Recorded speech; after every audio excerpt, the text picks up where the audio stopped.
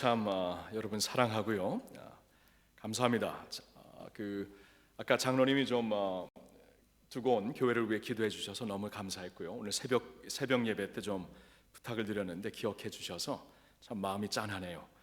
한국이 지금 좀 많이 힘들어요. 많이 힘들고 이제 이런 그 전염병이 돌면은 이게 이제 뭐 국가적으로도 책임이 있죠. 이걸 좀 막아야 되는 책임도 있고. 그래서 이제 총리도 나와서 이제 이렇게 같이 모여서 예배하는 자리도 좀 자제해 달라는 그러한 어떠한 그 공식적인 이러한 그 보고가 있었고 부탁이 있었기 때문에 교회들도 지금 예배를 축소하고 또 어느 곳에서는 그냥 이렇게 인터넷으로 예배드리게 하는 그러한 일들이 쭉 있어요. 근데 도저히 저는 충분히 우리가 조심할 건 조심해야 되지만 뭐 예배를 안 드리고 그럴 수는 없죠. 그래서 계속해서 이제 교회와 통화를 하면서 예배는 계속 드리되 이제 최선을 다하자. 이제 그러한 상황 가운데 지금 이제 그 주일 예배를 지나고 있거든요. 그래서 조금 마음은 좀 무거워요. 솔직히 마음은 무거운데 그때 이제 같이 있으면서 좀 성도들을 돌보고 또 두려움 속에 있는 또 그 성도들을 좀 어루만져 줘야 되고 말씀으로 위로해야 되는데 여기 와 있네. 그렇죠? 여기 와 있어요. 그래가지고 저는 치즈스테이크 먹고 오늘도 참 오랜만에 와가지고 너무나 대접을 잘해 주셔갖고 저는 좀 여기 오니까 좀 대접 너무 많이 치즈스테이크 먹고 싶어가지고 오늘은 감사합니다. 오늘 하여튼 이렇게 대접해 주신 분이 또 서라블로 인도해 주셨는데 치즈스테이크를 따로 주문해 주셔갖고 그것도 먹고 냉면도 먹었어요. 그래서 지금 영선이 좀 떨어진 것 같아요. 좀 너무 배가 불러갖고 하여튼 조금 그 한편으로는 마음이 무겁기도 하지만 여기 와서 또 여러분들을 통해 많이 위로를 받고요. 또 이곳에 옛날부터 알았던 분들도 많이 계시고 또 우리 철트남 장로교회 성도님들 귀한 그 영성과 예배드리는 모습에 감사드리고 또 데니스 목사님 오랜만에 만나서 귀한 교제 나누니까 데니스라는 거 아세요 혹시? 제가 아시죠? 혹시나 해갖고 데니스예요. 데니스 그렇죠?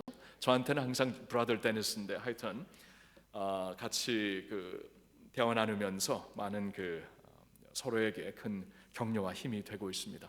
김성수 목사님 많이 로맨틱해졌네. 수선화도 알고 LA 있을 때는 저런 사람 아니었는데 절대 그런 사람 아니었는데 여기 와서 좀 로맨틱해지고 낭만적이 됐어요. 참 좋은 사인인 것 같아요. 하여튼 여러분 계속 기도해 주시고요. 조국을 위해 기도해 주시고 또 한국 교회를 위해 기도해 주시고 북한 교회를 위해 기도해 주시고 저도 이제 어제도 말씀드렸지만 저는 36년 만에 이제 조국으로 돌아갔어요. 초등학교 4학년 때 미국에 이민 와서 36년을 쭉 살았는데 저는 도저히 한국을 사랑하지만 돌아가서 사역할 것은 저는 꿈에도 그런 생각을 해본 적이 없는데 하나님께서 그렇게 인도하시고 그런 말이 있죠. God's will is best. God's will is always best.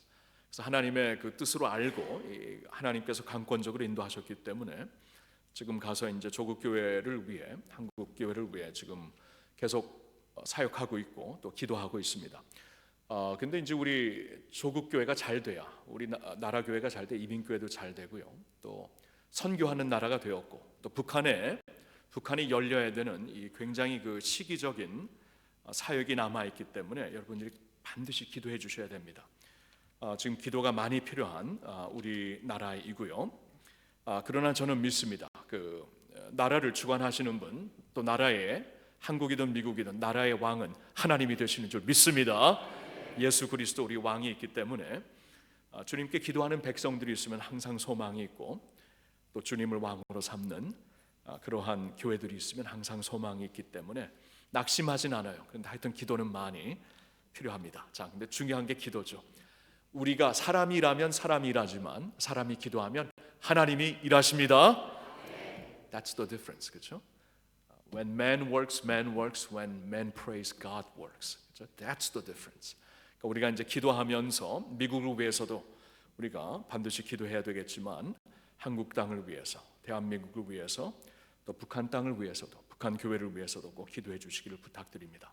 자, 이번에 그 말씀의 형통이라는 주제로 저한테 이제 부탁을 해오셨기 때문에 이제 하나님의 그 말씀이 이제 말씀을 통해 이제 하나님이 주시는 평안, 말씀을 통해 하나님이 주시는 축복, 또 말씀을 통해 하나님이 주시는 그러한 안위와 안식 속으로 들어가는 것이 형통이죠.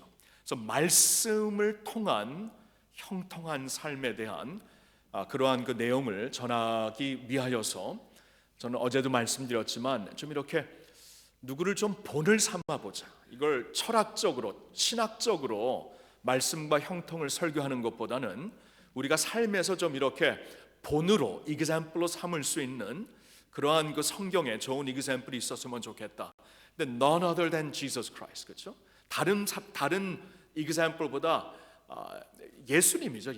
예수님으로부터 우리가 이 말씀의 형통을 배울 수 있기 때문에 예수님이 말씀을 가지고 사탄 마귀를 이기신 이 마태복음 4장의 이 말씀을 이제 그 런칭 플레이스로 이제 그 발판으로 삼고, 여기서부터 이제 하나님께서 주시는 그 예수님께서 말씀을 가지고 마귀를 이기셨을 때 하이라이트 되는 것이 무엇인가? 이 말씀을 가지고 예수님이 이제 어떻게 마귀의 유혹을 이기시고 말씀으로 승리하셨는가? 여기서 강조하는 것, 이 마태복음 4장에서 강조하는 것 세 가지를 가지고 우리 또한 거기에 해당되는 말씀을 지금 어제 오늘 이제 계속 보고 있습니다. 어제 저녁에는 이 그 마태복음 4장에서 열망에 대한 desire, 열망, 우리가 열망을 갖고 갈급함을 가지고 하나님을 따라야 된다, 말씀을 갈급해하며 말씀과 함께 하나님을 열망하는, 이게 이제 예수님께서 보여주신 첫 번째 그 모습이었죠. 사람이 떡으로만 살 것이 아니요 하나님의 입에서 나오는 말씀으로 살아야 된다.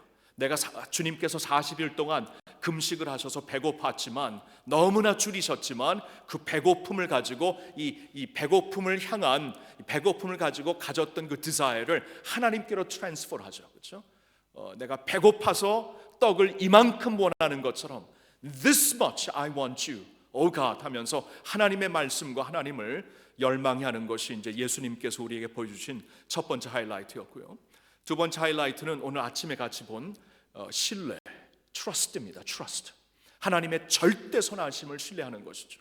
마귀가 한번 뛰어내려 봐라, 그러면 하나님께서 반드시 천군 천사들을 불러서 당신을 보호하실 것이다. 하나님의 선하심을 절대로 시험하지 마라. 그러니까 예수님은 이 아버지의 선하심을 절대적으로 신뢰하시면서, 이게 예수님의 영성이었죠. 하나님의 goodness, 하나님의 선하심을, You're a good father. That's who you are. That's who you are. And I am so loved by you. That's who I am. That's who I am.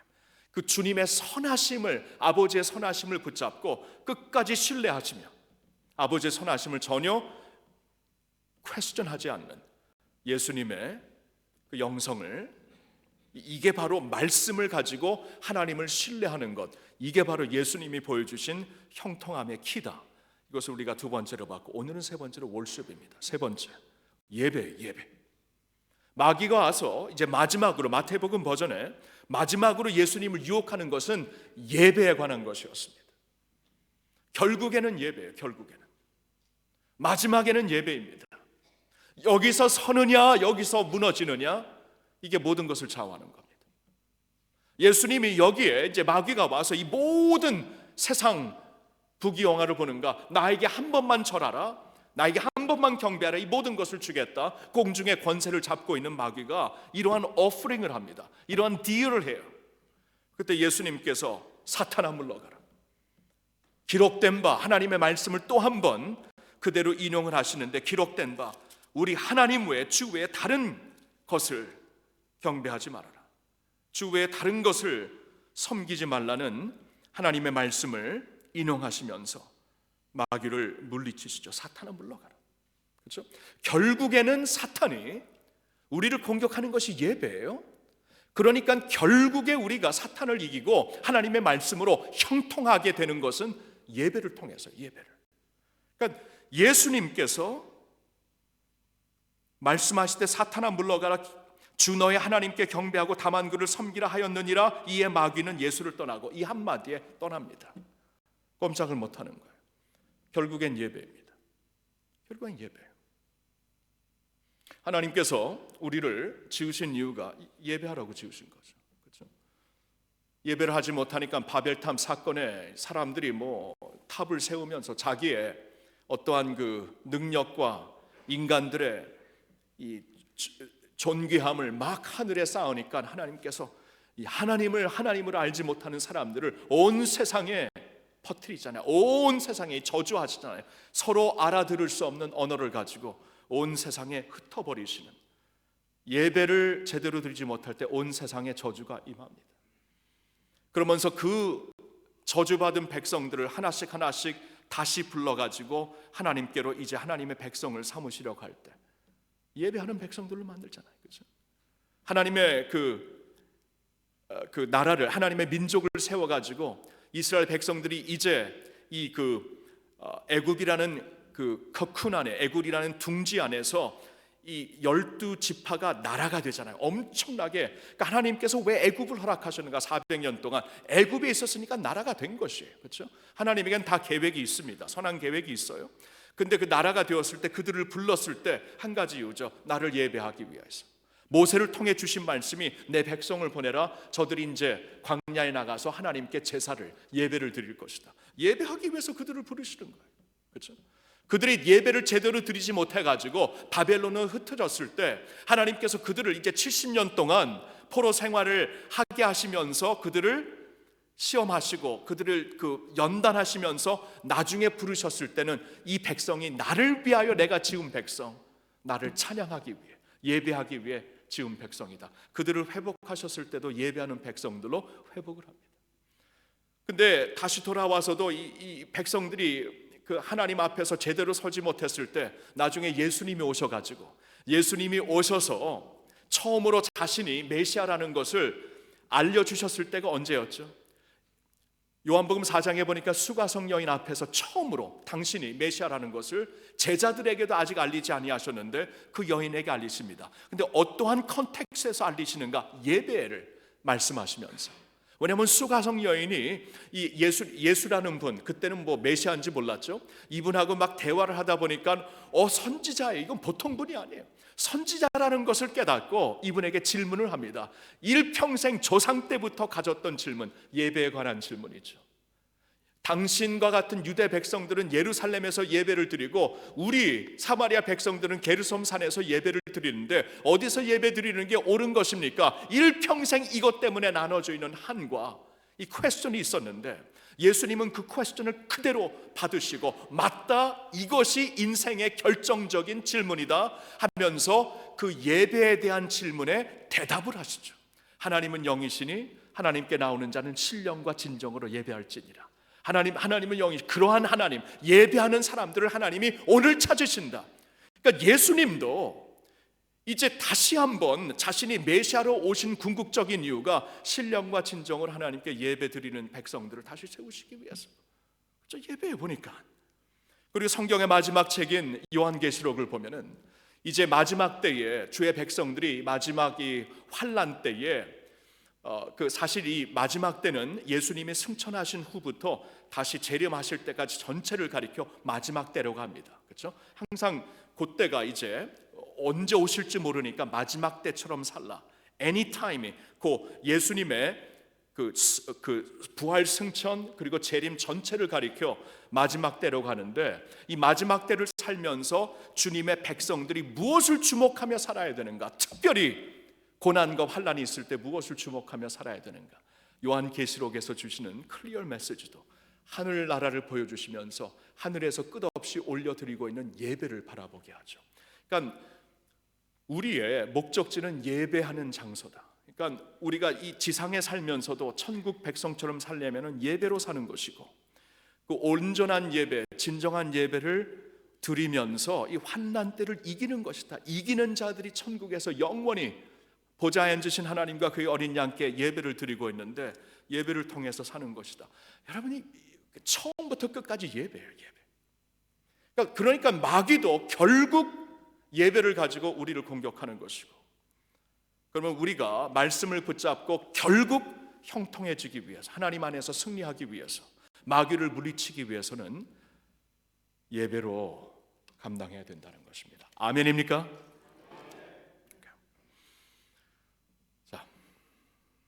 자, 그런데 이제 이거예요. 도전은 이겁니다.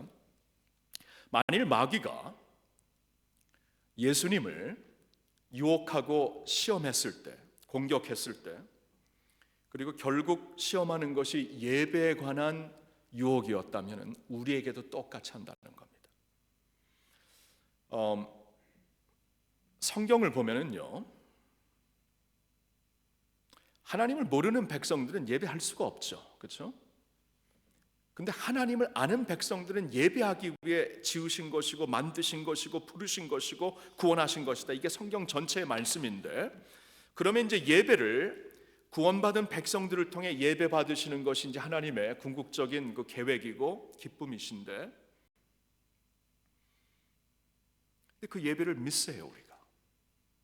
예수님이 말씀하신 대로 하나님은 영이시니 하나님께 나오는 자는 반드시 신령과 진정으로, 개역 개정에는 영과 진리로, in truth and in spirit로 예배하라 그러셨잖아요. 그러니까 예배에 대한 퀘스천이, 또 예배에 대해 무너지고 빗나가는 것이 하나님의 백성들에게 항상 있다는 거예요. 말씀을 붙잡고 우리가 이제 형통한, 주님의 형통하고 승리하는 백성들이 되기 위해서는 진정한 예배를 드리면서 그 자리로 나가야 되는데, 우리가 more often than not, 영어로 말하면 more often than not, 생각보다 많은 때에 예배에 실패를 합니다. 예배를 안 드린다는 게 예배 형식은 갖추어요. 그렇죠? 유대 백성들이 얼마나 예배 형식 갖췄는데, 근데 예수님께서 지금 형식 갖추는 데는 지났다. 형식 갖추고 뭐 제사를 많이 드리고 더 많은 구약 성경을 보니까 하나님이 진노하시면은 사람들이 더 많은 제사를 드리더라고요. 더 많은 제사를 드려요. 그런 형식은 지나갔다.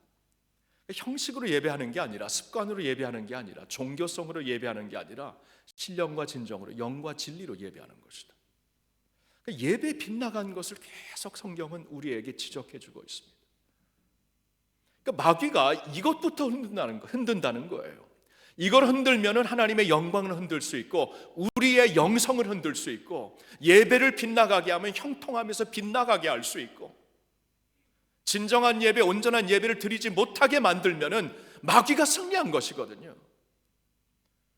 그래서 예수님이 예배에 대한 확정을, 이 확실한 모습으로 확정된 말씀을 전했을 때 마귀가 그때 물러가는 것이에요. 그때 천국에서 온전한 예배가 있기 때문에 하나님의 영광이 있는 곳이에요. 그러니까 저와 여러분들이 이제 챌린지는, 도전은 이겁니다. 이제 말씀과 형통, 말씀으로 형통한 삶이 뭐냐면 예배의 삶인데, 온전한 예배의 삶인데, 예배를 왜 우리가 빗나간 예배를 드리고 있고 어디서 잘못되는 것이고, 하나님을 믿는 백성들인데 안 믿는 사람들은 예배 못 드립니다. 근데 믿는 사람들인데 왜 믿는 사람들이 예배에 빗나가는 삶을 살고 있는가? 자, 이것을 우리가 생각하면서 오늘 말씀을 좀 전하고 싶은 거예요. 그래서 제가 시편 95편을 택했습니다. 시편 95편에서는 예배에 대한, 잘못된 예배에 대한 경고를 말씀하시며, 그 잘못된 빗나간 예배에서부터 이제 다시 회복될 수 있는 해결책도 우리에게 알려주십니다. 자, 시편 95편을 한번 펴보시면은요, 아까 우리가 이제 본문으로 읽은 말씀은 6절부터 읽었지만 처음부터 좀 읽을게요. 처음부터 보시면은 이 시편 95편은 call to worship입니다. 예배 자리로 불러주시는 그러한 성경 말씀입니다. 이렇게 한번 보세요. 어떻게 시작이 되는가? 오라, 우리가 여호와께 노래하여 우리의 구원의 반석을 향하여 즐거이 외치자. 우리가 감사함으로 그 앞에 나아가며 시를 지어 즐거이 그를 노래하자. 지금 여기 시편 기자가 성도들을 예배 자리로 콜링하고 있습니다. Call to worship. 예배 자리로 부르고 있습니다. 유진 피터슨, 이제 몇 년 전에 고인이 되신 유진 피터슨 목사님께서 pastor's pastor이었죠. 수십 년 동안 목사들의 목사로 알려주신 이 유진 피터슨 목사님이 언젠가 그 인터뷰를 하시는데, 자기가 봤을 때는, 자신이 봤을 때는 목사의 가장 중요한 역할 중에 하나가 calling God's people to worship, 이것이라고 말씀하더라고요. 목사의 가장 중요한 사역이 설교라고 하면은 충분히 이해가 될 것이고, 뭐 기도라고도 할 수 있고, 선교, 전도라고도 할 수 있고, 어떻게 보면 좀 실질적으로 교회 행정이라고도 말씀할 수 있는데, 유진 피터슨 목사님은 pastor's greatest responsibility, most important responsibility, 가장 중요한 역할은 성도들을 예배 자리로 부르는 것이다. calling them to worship. 그 자리를 지킬 수 있도록. 전염병 가운데 위험하지만, 두렵지만, 세상은 같이 모이면 큰일 난다고 하지만 예배 자리로 부르는 것. 어차피 하나님이 보호하시지 아니하면 아무리 우리가 다 철저하게 지킨다고 해도 다 죽을 수도 있고요. 하나님이 보호하시면 우리가 책임지면서 잘 갖추지만, 우리에게 부족한 게 있을지라도, 누수가 있을지라도 하나님이 지켜주시면 되는 것이죠. 여러분 안 그렇습니까? 그렇죠? 삶이 그렇잖아요. 하나님이 지켜주셔야 하루를 살더라도 제대로 살고 올바로 사는 것이고, 하나님의 손을 거두시면 뭐 아무리 좋은 음식 먹고 아무리 뭐 좋은 나라에서 살아도 다 망할 수 있는 것이죠. 너무나 당연한 것인데 너무나 쉽게 잃고 살고 있습니다. 그러니까 사람들을 call them to worship, 이 자리로 부르는 것, 예배 자리로 부르는 것이, 이것이 가장 holy invocation이다. 가장 중요한 부름의 우리의 사명이다. 지금 그게 이루어지고 있죠. 시편 95편에 오라 우리가 여호와께 노래하자, 구원의 반석을 향하여 즐거이 외치자, 와서 우리 감사함으로 그 앞에 나아가며 즐거이 노래하자. 자, 부르고 있습니다. 하나님께 이렇게 나와서 예배할 수 있는 정말 중요한 이유들이 너무나 많죠. 지금 쭉 보면 3절에 보니까 여호와는 크신 하나님이시요 모든 신들보다 크신 왕이시기 때문이다. 우리 하나님이 위대하신 하나님, 모든 신들 중에 높이 계신 신이 되시고 하나님이 되신 분, 하나님이 가장 위대하신 분이기 때문에 나와서 그 앞에 무릎 꿇고 예배를 드리자라고 부르는 것이에요. 4절과 5절을 봅시다. 땅의 깊은 곳이 그의 손 안에 있으며 산들의 높은 곳도 그의 것이로다. 바다도 그의 것이라 그가 만드셨고 육지도 그의 손이 지으셨도다. 우리 하나님이 우주 만물을 지으시고 또한 주관하신다. 천지 만물을 지으셨을 뿐만 아니라 주관하시는 분이기 때문에, 그렇죠? 우리의 인생을 주관하시고 이 우주 만물을 주관하시는 분이기 때문에 He's our creator and our sustainer. 그렇죠? 그 하나님께 나와서 예배하자, 마땅히 예배드리자, 예배하는 것이 우리의 기쁨이요 특권이다라고 부르고 있는 것이에요. 6절과 7절을 보세요. 오라 우리가 굽혀 경배하며 우리를 지으신 여호와 앞에 무릎을 꿇자. 그는 우리 하나님이시오 우리는 그가 기르시는 백성이며 그의 손이 돌보시는 양이기 때문이라. 우리가 또 예배해야 되는 이유는 하나님이 우리의 하나님, 하나님이 우리의 목자, 그렇죠? 저 멀리 계신 하나님이 아닙니다. 저기 있는 저 사람들이 하나님이 아니라 나의 하나님, 그렇죠? 19세기 데니시 그 기독 철학가, 덴마크의 기독 철학가 키어케가드가 그렇게 하나님은 누구신가? 하나님은 아브라함의 하나님, 이삭의 하나님, 야곱의 하나님, 예수 그리스도의 하나님, 나의 하나님, 나의 하나님, 나의 하나님. 그렇게 고백을 하더라. 너무나 멋있어요. 아브라함의 하나님, 이삭의 하나님, 야곱의 하나님, 언약의 하나님이 되시죠. 그 언약의 성취가 되시는 또한 예수 그리스도의 나의 구세주의 하나님이 되시죠. But more than that, He is my God, my God. 나의 하나님, 나의 하나님, 나의 하나님. 그렇죠? 하나님이 나의 하나님이 되시고 나의 목자가 되신다.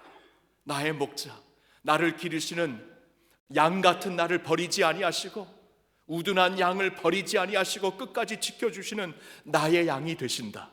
이 하나님을 향해 우리가 예배를 드리자. 그렇죠? 예배를 드릴 이유가 이렇게 많다는 것입니다. 그렇죠? 자, 그런데 중요한 것은 이렇게 엄청난 예배를 향해 우리를 불러주시고 우리가 하나님 앞에 예배 드릴 수 있는 이유가 이렇게 엄청나게 많은데, 너무나 많은데 이유가 경고가 시작됩니다. 지금까지 예배 부르고 예배 받으시 합당하신 하나님을 바라봐라, 하나님께 예배드려라 하면서 갑자기 경고로 들어가요. 7절 하반 그 마지막 부분, 너희가 오늘 그의 음성을 듣거든. 여기서부터 경고입니다. 그런데 너희가 오늘 그의 음성을 듣거든 너희는 무리바에서와 같이 또 광야에 마사에서 지냈던 날과 같이 너희 마음을 완악하게 하지 말지어다. 그때 너희 조상들이 내가 행한 일을 보고서도 나를 시험하고 조사하였도다. 내가 40년 동안 그 세대로 말미암아 근심하여 이르기를 그들은 마음이 미혹된 백성이라 내 길을 알지 못한다 하였도다. 그러므로 내가 노하여 맹세하기를 그들은 내 안식에 들어오지 못하리라 하였도다. 와우. 이 시편 95편은 대단한 말씀입니다. 어떻게 보면은 이렇게 우리에게 예배할 수 있는 백성으로 우리를 불러주신 너무나 영광스러운 말씀으로 시작이 됐는데, 와, 우리가 이러한 예배할 수 있는 백성이다. 이러한 하나님을 나의 하나님으로 부르면서 예배할 수 있는 백성이다. 우둔한 양같이 고집불통인 양들처럼, 죄악 불통인 양들처럼 각기 제 길로 가는 우리를 친히 찾아오셔서 우리를 이끄시는 목자가 되시는 그 하나님이 나의 목자, 나의 하나님, 그러니까 그 하나님을 예배하는 게 마땅하고 너무나 감사하고 감격스러운데 경고가 있어요. 그렇게 예배하는 게 마땅하죠. 하나님의 백성들이라면 예배드리는 백성들이죠. 우리 교회 믿음 생활하면서 지금 예배 생활 10년, 20년, 40년, 50년 했죠. 그렇게 예배하는 백성들에게 경고를 주시는 거예요. 그러니까 예배라는 것이 그렇게 그냥 폼을 통해서, 형식을 통해서 이루어지는 게 결단코 아니라는 것입니다. 이러한 백성들이지만 오늘 너희가 그의 음성을 듣거든 경고해요. 무리바에서 또 마사에서 지냈던 날과 같이 너희 마음을 완악하게 하지 말아라. 여러분, 이게 무슨 말이죠? 여러분, 그 출애굽 후에 백성들을 보면은요, 먼저 그 출애굽기 17장에 백성들이 하나님과 다투는, 모세와 다투지만 하나님은 하나님과 다투었다고 합니다. 하나님과 다투는 모습이 나옵니다. 막 물이 없으니까, 지금 계속되는 이 광야 생활 가운데 물이 없으니까, 아니 어떻게 당신, 모세, 아론, 어떻게 당신들은 우리를 잘 살고 있는 애굽에서 끌어내어 갖고 이렇게 광야에서 처참하게 죽게 만드느냐, 어떻게 우리와 우리 가족들, 우리 자손들을 이렇게 처참하게 죽게 하느냐. 그렇죠, 이렇게 간사합니다. 애굽에 살았을 때는 그렇게 살려달라고 외쳐서 하나님께서 강한 손으로 이끄셨는데 당장 삶이 힘들고 시급하니까 어찌 그럴 수 있는가. 근데 사실 그때 백성들은 하나님을 향해 원망을 한 것이죠. 하나님과 다툰 것이죠. 그래서 그곳을 하나님께서 그곳을 이제 무리바라고 부르라, 이름을 무리바라고 붙였는데, 무리바는 다투었다라는 뜻입니다. 하나님과 다투었다 그 말입니다. 그리고 그것을 또한 마사라고 이름을 짓게 합니다. 마사는 시험하였다, 시험했다, 하나님을 시험했다 그 말입니다. 그러니까 불신과 불만과 불신의 모습으로 하나님 앞에 나왔다 그 말이에요. 그게 출애굽기 17장이었습니다. 근데 그 백성들 나중에 하나님께서 너무나 목이 곧은 백성들, 도저히 하나님이 보셨을 때 아무리 참고 견디셔도 이 백성들은 목이 곧은 백성, 그래서 그들을 심판을 하시잖아요. 금송아지 앞에 무릎 꿇고 그를 섬기는 것을 보시면서 그들을 심판하시고 첫 세대를 다 광야에서 죽게 하십니다. 근데 그 다음 세대가, 넥스트 제너레이션이 똑같은 일을 범해요. 똑같은 일을.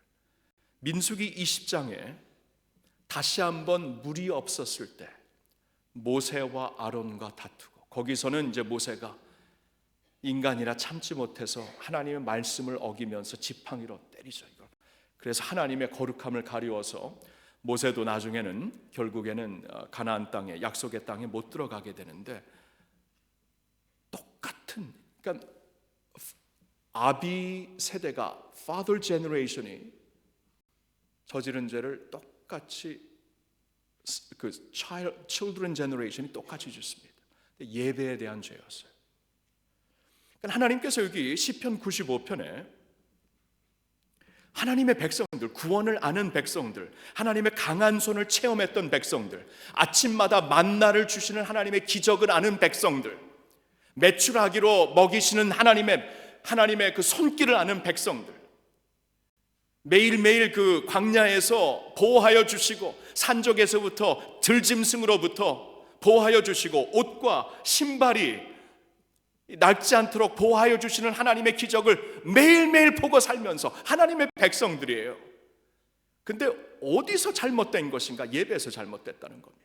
하나님의 백성들이 이건 맞는데 모형으로 봐서 폼으로 봐서는 하나님께 예배드리는 사람들 맞는데 하나님이 보실 때는 완악한 백성이다. 예배가 빗나갔다. 완악한 백성들. 그래서 내 안식에 들어오지 못하리라, 하나님의 형통함에 들어오지 못하리라 말씀을 하시는 거예요. 근데 참 놀라운 것은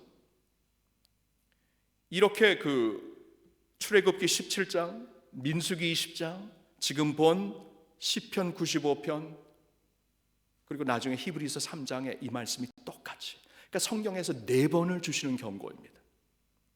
출애굽 세대에게 주신, 본을 삼아 주신 경고였고, 그 다음에 광야 세대에 살고 있는 백성들에게 주신 경고였고, 나중에 시편을 통해 다시 이제 이스라엘 나라 안에 살고 있는 백성들에게 주시는, 시편으로 노래하는 백성들에게 주시는 경고였고, 나중에 예수 그리스도를 믿고 있는 신약의 백성들에게도 똑같이 주시는 경고예요. 이 말씀이. 그러니까 있잖아요, 사탄이 여기서 우리를 결국 공격합니다. 우리로 하여금 마음이 완악해지게 하여서 하나님 앞에 온전한 예배를 드리지 못하도록 공격을 한다는 것입니다. 그래서 저와 여러분들이 이제 예수님을 본을 삼아 말씀을 붙잡고 말씀의 형통함을 추구하기 위해서는 이 마음이 완악해지지 말아야 돼요. 예배를 드리면서 마음이 다치지 말아야 돼요. 예배를 드리면서 우리가 신령과 진정을 하나님께 온전한 예배를 드려야 돼요. 불신과 그 원망과 불신으로, 그렇죠? 우리가 예배를 미스하지 말아야 된다는 것입니다.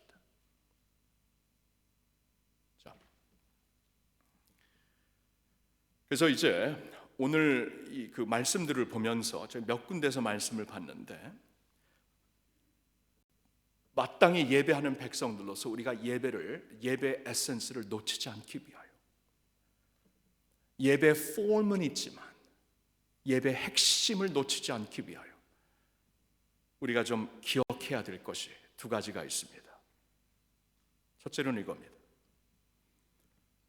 예배할 때마다 주의 말씀에 집중하여 나옵시다. 아멘. 주의 말씀에 집중하여 나옵시다. 그렇죠? 이게 오늘 시편 95편에서 주시는 말씀이죠. 너희가 오늘 그의 음성을 듣거든. 그러니까 지금 앞부분에서는 하나님의 위대하심, 하나님의 영광, 영화로움, 하나님 앞에 우리가 마땅히 드려야 될 예배를 계속 선포하시면서 call to worship 하면서 주시는 경고가, call to worship을 하면서 반드시 기억해야 될 것, 오늘 그의 음성을 듣거든. 오늘 그의 음성을 듣거든. 그러니까 오늘 우리에게 주시는 음성이 항상 있다는 거예요. 영과 진리로 예배드리라. 영, 우리가 스피릿으로 우리의 영과 또 성령 안에서 예배드리고, 영과 진리로 하나님의 말씀으로 예배드리지 아니하면 이거 온전한 예배가 아니라는 건데, 그러니까 예배 때마다 하나님께서 그 예배를 통해 반드시 주시는 말씀이 있다는 거예요. 반드시 주시는, 오늘 주시는 말씀이에요. 오늘 주시는 말씀. 여러분, 성경은 있잖아요, 성경에는 잘 생각해 보면 과거도 없고 미래도 없고 오늘만 있더라고요.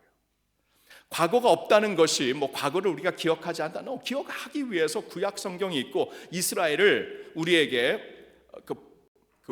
본 삼으라고, 거울처럼 본 삼으라고 우리에게 주셨지만, 그러나 어제의 과거에 묶여 살지 말아라.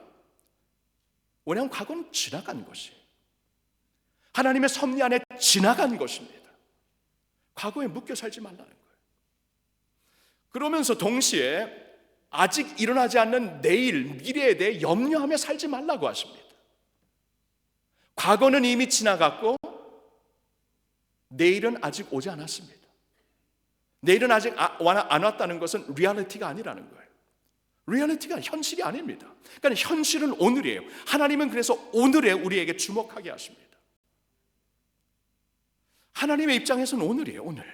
그래서 여기 시편 말씀도 그렇고 나중에 이제 보겠지만 히브리서 말씀에서도 똑같은 말씀을 하시고, 그렇죠?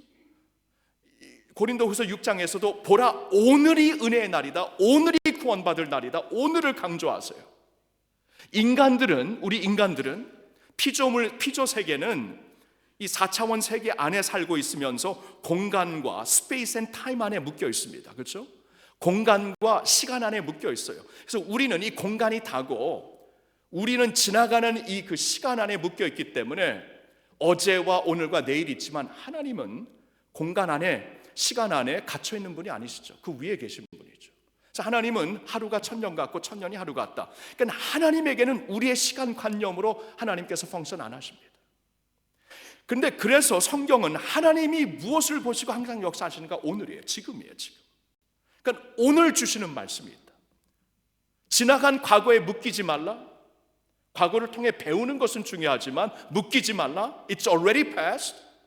아직 일어나진 내일에 염려하지 말라. 예수님이 염려하지 말라 그러셨잖아요. 명령을 하십니다. 염려하지 말라. It didn't happen. It doesn't exist. 하나님에게는 오늘이에요. 오늘. 그러니까 오늘 중요한 흡족한 은혜, 오늘 필요한 하나님의 능력, 그러니까 오늘 우리에게 필요한 것을 반드시 주신다. 말씀으로 주신다. 그러니까 오늘 그의 음성을 듣거든. 우리 마음이 왜 완악해지는가, 왜 다치는가? 오늘 주시는 말씀을 안 들어요. 어제에 묶여있고 아직 오지 않는 내일에 염려에 그냥 완전히 무너져 있어요. 이미 무너져 있어요. 오늘 주시는 말씀을 그래서 들을 귀가 없습니다. 들을 귀가 없어요. 여유가 없어요. 오늘 주시는 말. 제가 여기 오랜만에 와서 다시 이제 우리 데니스 목사님, 데니스라 그러네. 데니스가 더 좋아요. I love you. 성수, 너무 거룩해. 성수, 데니스. I like that. 데니스 목사님과 이렇게 하는데 이제 폴트 워싱턴에 있으니까 이게 309 사우트를 타고 오다가 여기 그 철튼햄 애버니에서 이렇게 좌회전할 때 거기 딱 있는데 제가 오래전에 이 필라델피아에서 연합교회에서 사역하고 있을 때 그때 성도들에게는 제가 얘기를 안 했지만 공황장애가 한 1년 있었어요. 1년 정도 있었는데 그때는 공황장애가 뭔지도 모르고 닥터한테 가서 아무리 얘기를 해도 You're fine. 심장이 터질 것 같습니다. 심장 다 조사해보고 You're fine. 근데 아니었어요. 진짜 공황장애 이제는 알려진 아픔이 됐기 때문에 진짜 심장이 밖으로 나올 것 같고 터질 것 같고 잠을 못 자겠고 막 자살 충돌이 나고 충분히 가서 자살 충돌 있는 사람들 이해를 하게 되는데 김성수 목사님도 이제 한 얼마 전에 좀 그렇죠? 이거 얘기해도 돼요? 아시는 거예요? 모르는 거예요? 몰라요? 알아요? 모르면 안 할게요. 안 할게요. 오케이. 웃는 거 보니까 하지 말라는 거 아니에요. 오케이. 하여튼간 근데 제가 그때 바로 그 자리에서 그 309 사우트와 찰튼햄에서 딱 거기 빨간불에 딱 섰을 때 그때 이게 너무나 안 없어져 가지고 이렇게 예배 특별히 잘 때 힘들었고요.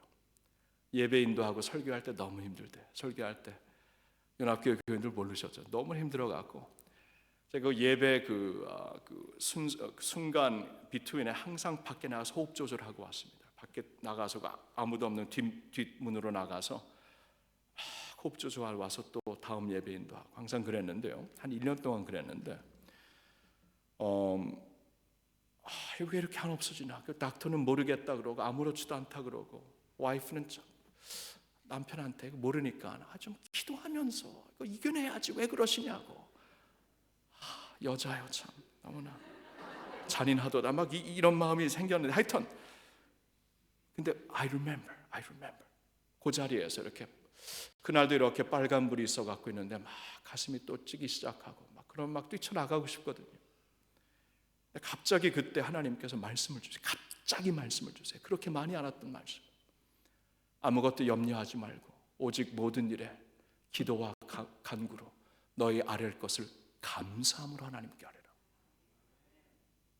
그러면 모든 지각에 뛰어난 하나님의 평강이 그리스도 예수 안에서 너의 마음과 생각을 지키시라. 갑자기 그 말씀을 딱 주신 그 자리에서 기도를 하는데 딱 주시는데 그때 제가 깨닫게 된 게 감사함으로 아무것도 염려하지 말고 오직 모든 일에 오직 기도와 간구로 너희 아랠 것을 감사함으로 하나님께, 갑자기 감사함으로, 내가 감사를 못했어요 지금까지 그 기도를 하면서.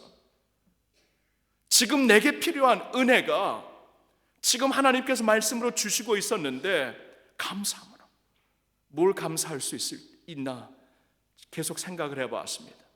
지금까지 이런 아픔을 없이 자연스럽게 숨 쉴 수 있는 특권을 주신 것 처음으로 감사했고요.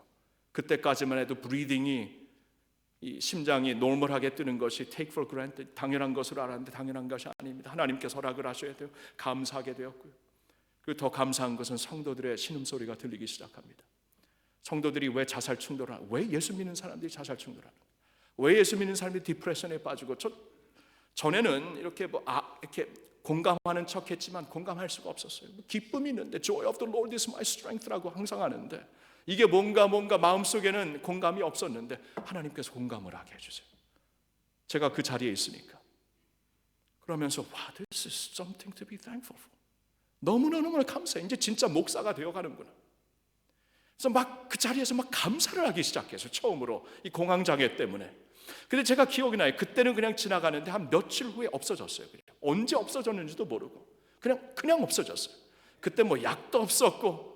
근데 하여튼 1년 동안 계속됐던 것이 하나님이 그 순간에 주신 말씀을 그냥 딱 붙잡고 깨닫고 그대로 기도했을 때 하나님께서 그 순간에, 어제도 아니고 내일도 아니고 오늘이거든요.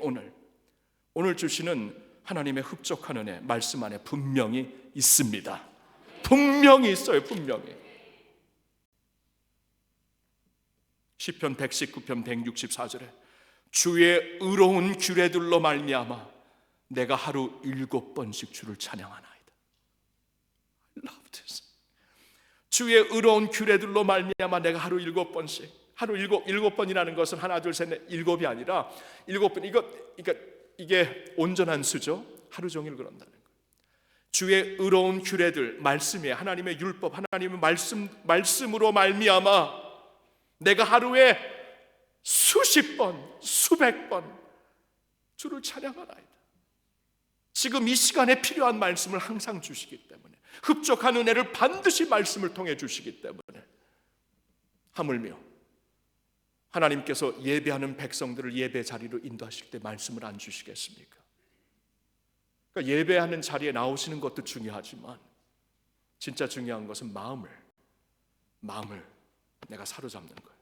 내가 마음을 제대로 컨트롤하는 것입니다. 마음이 완악해지지 않고, 지나간 어제에 묶이지 않고, 아직 오지 않은 미래의 그 두려움 가운데, 우리의 그 근심 가운데 묶이지 않고 오늘 나에게 주실 흡족한 주의 은혜 말씀으로 반드시 주십니다. 그렇죠? 사무엘 시대 때 성경을 보니까, 사무엘상 3장을 보니까 그때 여호와의 말씀이 희귀하였더라. 하나님의 말씀이 희귀한 적이 한 번도 없었어요. 왜냐하면 이 세상을 처음부터 말씀으로 지으셨기 때문입니다. 희귀하였다. 근데 왜 희귀하였는가? 듣는 사람이 없었다는 거예요. 하나님의 말씀은 여전히 역사하고 있었습니다. 잠언서에 보니까 하나님의 말씀이 지나가는 우리 도로에서, 메인스트리트에서 말씀이 우리에게 소리치고 있다, 그렇게 말씀하고 있어요. 항상 있어요. 희귀한 게 아닙니다. 근데 왜 희귀했는가? 듣는 사람이 없다는 거예요. 듣는 사람이. 근데 사무엘이 들었죠.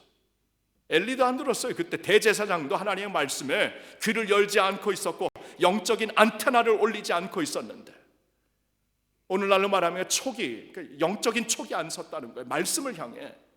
세상의 그 이생의 자랑, 어저께 말씀드린 것처럼 이생의 염려, 향락, 재물, 여기에 촉이 서 있어갖고 하나님의 말씀을 향해 영적인 안테나가 세워지지 않았어요. 그래서 하나님의 말씀이 희귀하였다, 성경은 말씀하고 있습니다. 사무엘이 달랐죠. 한밤중에도 벌떡 3번, 4번 일어나더라고요. 그렇죠? 주의 말씀으로 인하여서, 주의 음성을 들으면서 종이 여기 있나이다. 와, 이 주의 말씀을 내게 필요한 말씀을 오늘도 주신다, 반드시 주신다. 그런 음성으로 계속 말씀을 보고 예배 드릴 때마다 오늘 내게 주시는 말씀 한 문장이라도 내게 반드시, 한 문장이 아니면 한 단어라도 반드시 주십니다. 한 단어가 우리의 인생을 바꾸더라고요. 제가 보니까 한 단어예요. 어쩔 때는 한 단어, 한 개념이 저 인생의 방향을 바꾸더라고요. 여러분이 철저는 장로교회 예배하러 하나님께서 부르셨을 때 주의 종을 통해서 한 단어를 안 주실까요? 한 개념을 안 주실까요? 반드시 주십니다. 그러니까 우리가 이제 촉을 세우는 거야. 영적인 엔테나를 세우고 주의 음성을 듣거든 내 마음이 완악해지지 않아야 하려면 주의 음성을 들어야 돼요. 음성을. 오늘 내게 주시는 주의 음성. 할렐루야. That's how you worship. That's how you worship. 영과 진리로 월십하는 거예요. 월십. Spirit of the Lord and the Word of God. 이것으로 우리가 월십하는 것이에요. 이게 없으면 아무런 예배가 아닙니다. 형식만 있는 것이지 진정한 예배가 아니지요.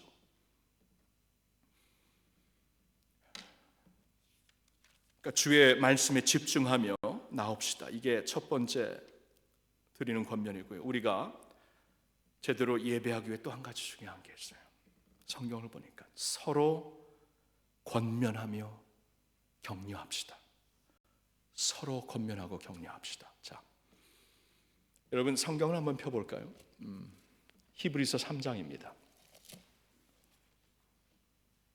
출애굽기 17장에서 첫 번째로 경고의 말씀 주시고 민수기 20장에서 두 번째로 그리고 세월이 지나 시편 95편에서 세 번째로 또 세월이 많이 지나 신약시대에 살고 있는 히브리 백성들 또 우리에게 히브리 3장을 통해 똑같은 말씀을 했어요. 똑같은 말씀.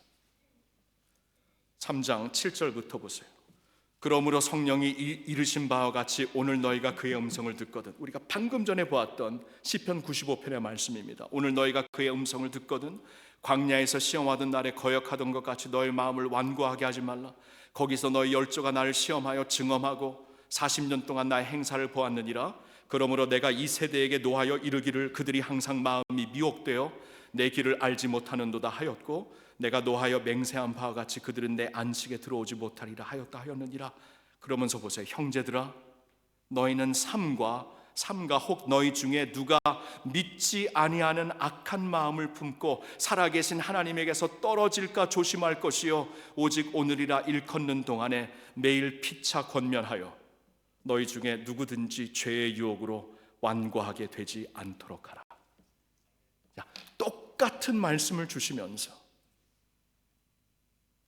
형제들아 너희 형제들 가운데 지금 믿는 형제들 가운데 세상을 살다 보니까 우리의 마음이 완악해질 수 있는 이유가 참 많거든요. 그리고 마귀가 예수님을 예배에 관한 이슈로 시험했다면은 당연히 우리도 똑같은 예배 이슈를 갖고 시험할 것이죠. 그래서 우리의 마음에 불신과 그 원망을 일으키면서 하나님에게로부터 마음이 닫히고 떨어지게 할 텐데 그렇게 조심하기 위하여서 13절 오직 오늘이라 일컫는 동안에 오늘이에요. 또 오늘도 오늘이에요.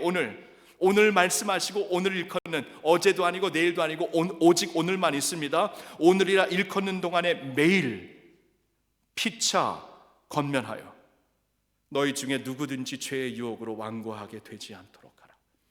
서로 권면하라는 거예요. 서로 격려하라는 거예요.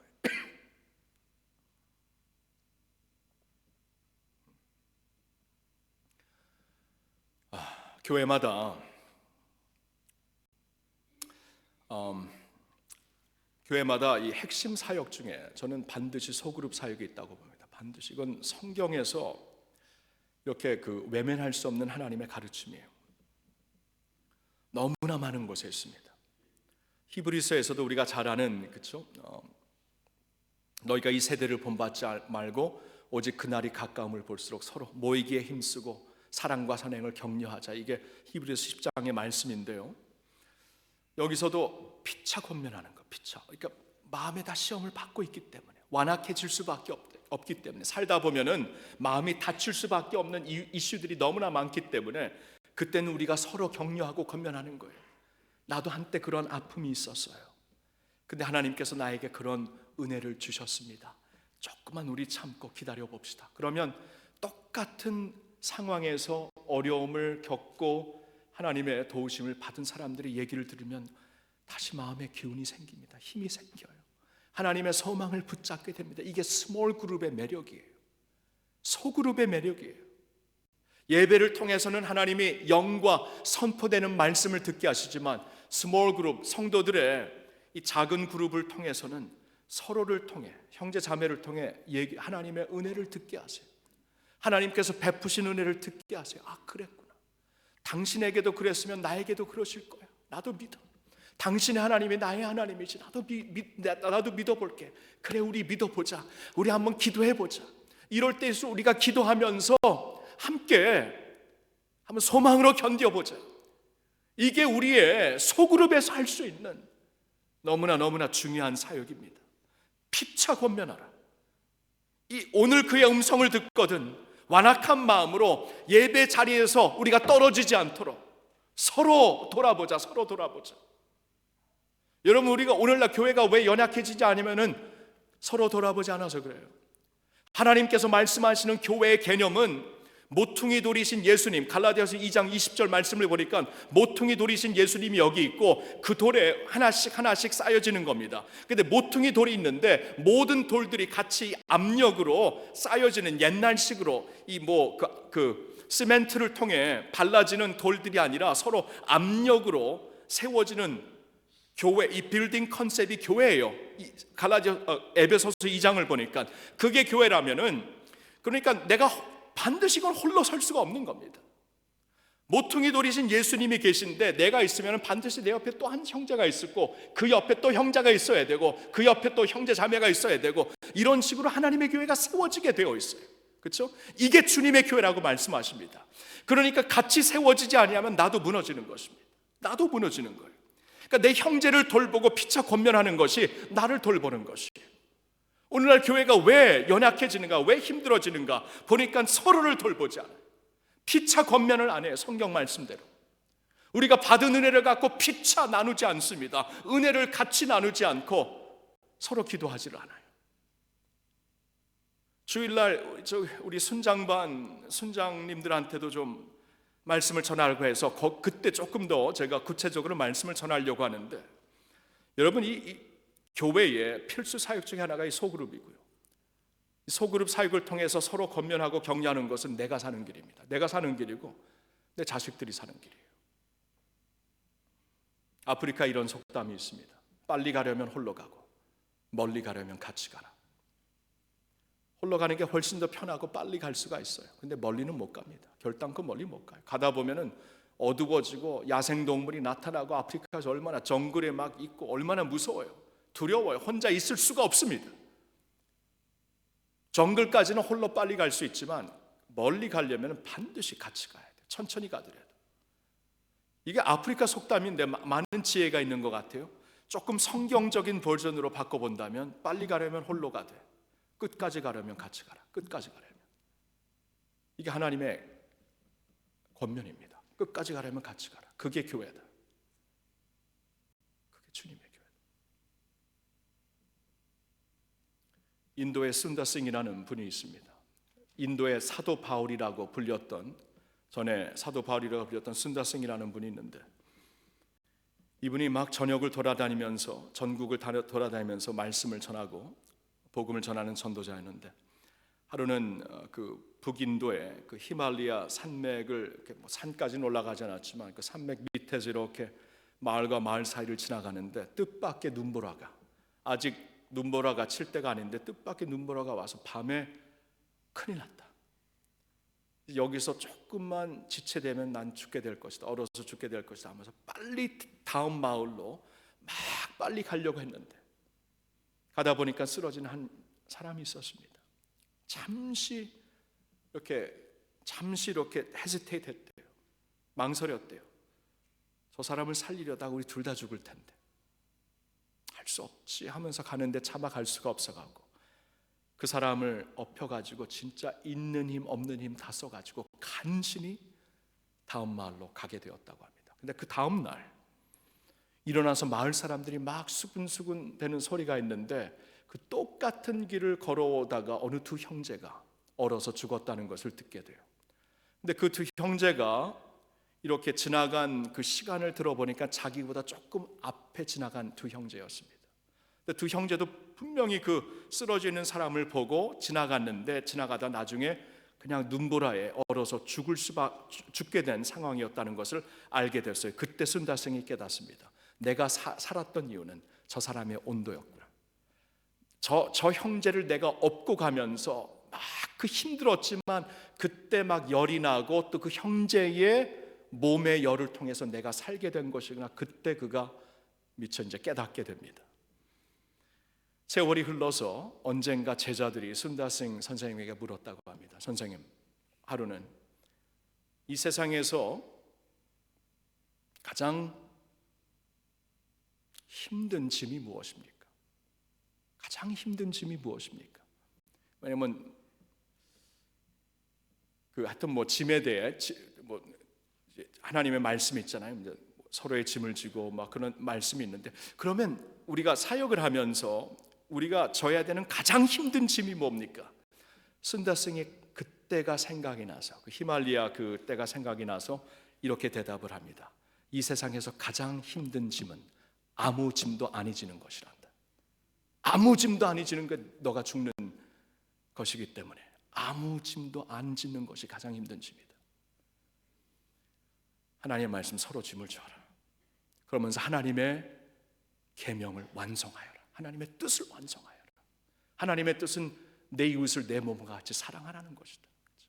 이게 교회에서부터 실천이 안 된다면, 이것이 우리 교회 안에서부터 우리가 서로를 권면하며 격려하는 데서 실천이 안 된다면 무슨 소망이 있습니까? 그렇죠? 참 중요한 것이, 예배에 있어서도 이거 참 중요한 것입니다. 마귀는 반드시 우리로 하여금 예배에 빗나가게 할 것이기 때문에 하나님은 말씀을 하십니다. 그럴 수밖에 없는 이 세상에서 우리가 살려면 예배인데, 인생의 성공은 곧 예배의 성공이 곧 인생의 성공인데, 그게 예수님의 가르침이죠. 예배의 성공은 곧 인생의 성공인데, 우리가 예배에 성공하려면 이렇게 하는 것이다. 오늘 주신 말씀을 주의하여 듣고, 오늘 흡족한 은혜 말씀으로 주의하여 듣고, 그리고 서로 짐을 지며, 가장 힘든 짐, 아무것도 안 지는 거예요. 짐을 지면서 서로 권면하며 격려하며 기도하면서, 홀로 가는 게 더 가볍고 빨리 갈 수 있겠지만 끝까지 가는 것, 우리 같이 가는 것인 줄로 믿습니다. 사랑하는 성도 여러분, 같이 가면서 이 세상에서 같이 가면서, 예수님 부르시는 그날까지 같이 가면서 끝까지 달려서 주님 부르실 때 예배의 영성을 가지고 주님께 달려가 천국 가서 더 좋은 소리로, 더 좋은 노래로 하나님께 예배 드릴 수 있는 저와 여러분 될 수 있기를 예수님의 이름으로 축원합니다. 기도합시다.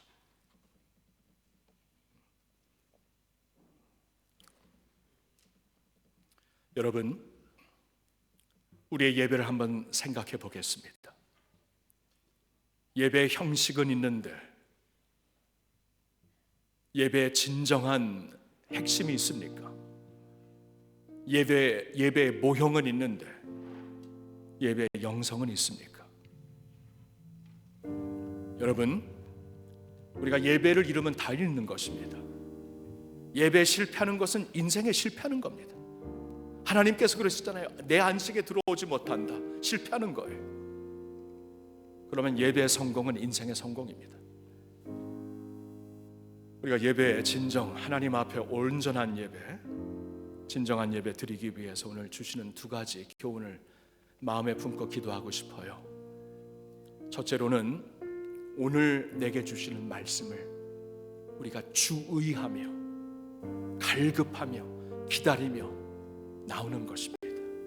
말씀에 귀를 기울이며 심령의 귀를 기울이며 나오는 것입니다.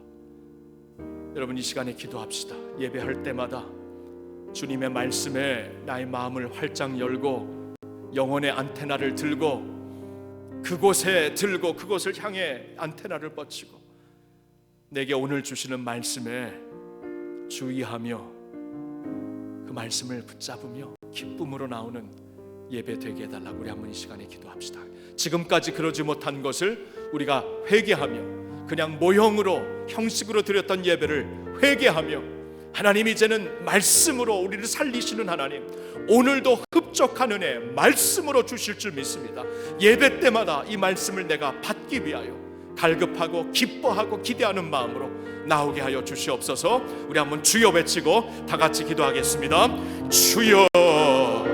하나님 아버지, 이 시간에 우리 간절히 기도합니다. 마음을 열어 예배할 때마다 이러한 모습으로 주님 앞에 나오기를 원합니다. 하나님, 여기 있는 주의 백성들, 철트남 장로교 예배로 우리를 부르실 때마다 주님 마음을 열고 귀를 열고 영성의 안테나를 뻗치고 하나님 그 말씀 내가 붙잡고 한 단어라도 붙잡습니다. 한 문장이라도 오늘 붙잡겠습니다. 말씀하지 않으면 나 죽습니다. 오늘도 말씀으로 살겠습니다. 이러한 마음으로 나오는 저희들 되기를 원합니다. 하나님, 그러한 예배가 되기를 원합니다. 영과 진리로 드리는 예배가 되기를 원합니다. 하나님, 간절히 기도합니다. 그러한 저희들이 되겠습니다. 그러지 못한 저희들 용서하여 주시옵소서. 이 시간에 기도할 때 여러분, 피차 권면하라고 했죠? 아무 짐도 안 지는 것이 가장 힘든 짐입니다. 왜냐하면 나도 죽는 길이기 때문에. 그런 길 없어요. 주님의 길은 그런 길 아닙니다. 같이 가는 길입니다. 하늘에 계신 우리 아버지요, 우리를 항상 생각합니다. 내 옆에 있는 형제 자매를 항상 생각합니다.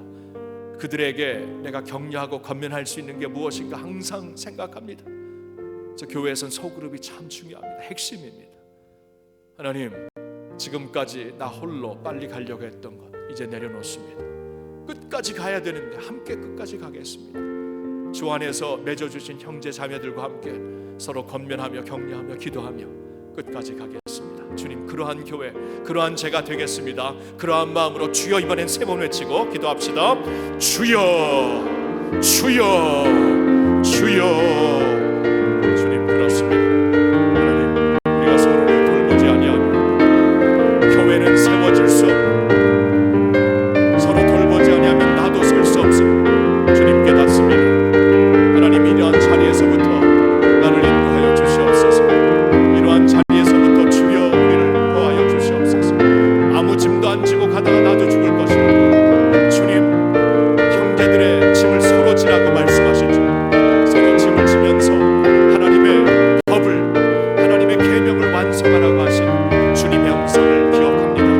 하나님, 소그룹을 통해 허락하신 나의 형제 자매들 기도하며 격려하며 권면하며 살 수 있는 저희들이 되겠습니다.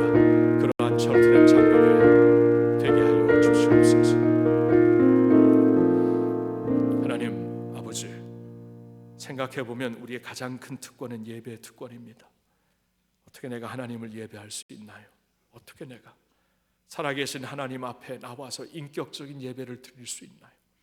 예수님 안에서 하나님을 내가 인격적으로 알고 그 앞에 나와 이렇게 예배 드릴 수 있는 특권을 오늘 저녁에 감사를 드립니다. 예수님이 결국엔 예배를 통해 마귀를 물리치셨듯이 우리도 결국엔 예배를 통해 하나님 승리하며 하나님의 형통함 가운데 살 수 있는 저희들 되게 하여 주시옵소서. 그동안 우리의 예배를 돌아보며 하나님 반성합니다. 뉘우칩니다. 회개합니다.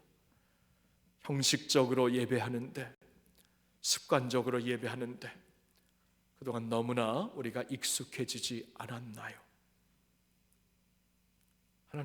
주님께서는 하나님 앞에 예배하는 자는 이렇게 영과 진리로 성령 안에서 진리 말씀을 붙잡고 예배해야 된다 말씀하셨사오니 그동안 아버지의 형식만 갖추고 주의 말씀에 성령의 뜨거운 가슴으로 주의 말씀에 귀를 기울이지 못했던 저희의 부족함을, 저희의 어리석음을 주여 용서하여 주시옵소서.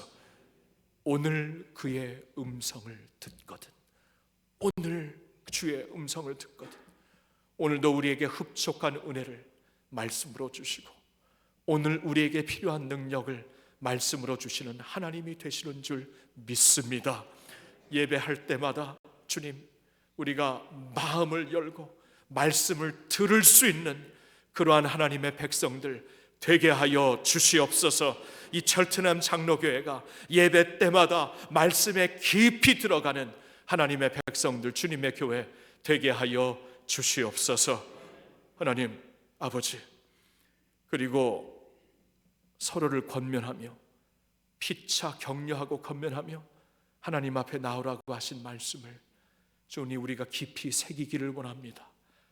빨리 가려면 홀로 갈 수도 있지만 끝까지 가려면 함께 가지 아니하면 불가능합니다.